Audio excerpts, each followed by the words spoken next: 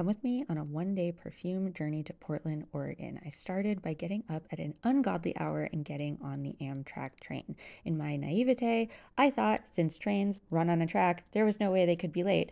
But alas, my train was an hour and a half late.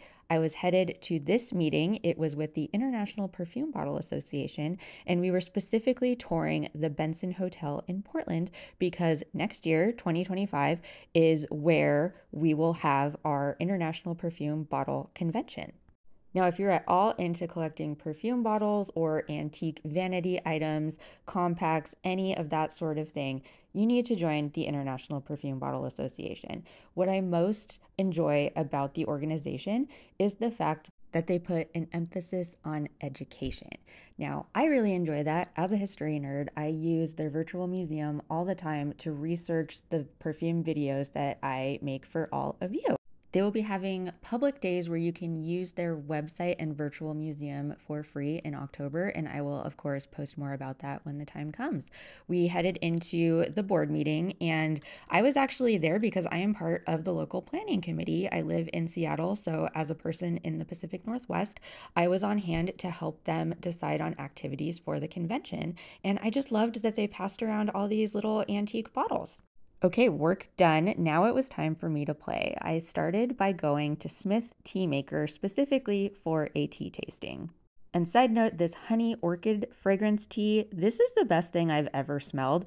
It was very expensive, so I was unable to purchase it, but my gosh. I started with an iced tea flight and just look at all the different colors. This blue raspberry was amazing. And even though it was 95 degrees out, I also made the choice to have a hot tea tasting as well. My favorite teas were the Portland Breakfast and the Nitro Chai. Now, after I was refreshed, I decided to head back out into Perfume Land, starting at the Perfume House. This is a really special store that was first founded in the 1980s and is still going strong. This is the store you must go to if you are in Portland and you specifically are interested in vintage fragrances. They had so many different bottles from different decades, and it was just amazing to see them all in person. Their bottle collection was top notch, and it was so special to have the opportunity to be able to smell various vintages of perfumes. It's so hard to find that in stores, and I just love the selection that they have. They also have modern fragrances and modern brands, but again, I think this is really the place you want to go to if you're specifically interested in the vintage perfumes. I spent way too much time in the store, and then I had to rush to my last stop on this adventure, which is Fumery Parfumerie.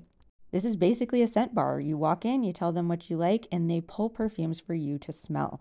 There was a full house in there today. And I'm obnoxious and just asked if I could smell all of the most weird, interesting, unique perfumes that they had on offer.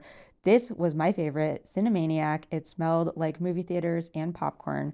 They also had another by the same brand that was called Dark Water, and it was inspired by Pirates of the Caribbean. That was my perfume-packed day in Portland, Oregon. Those are definitely the places you must check out.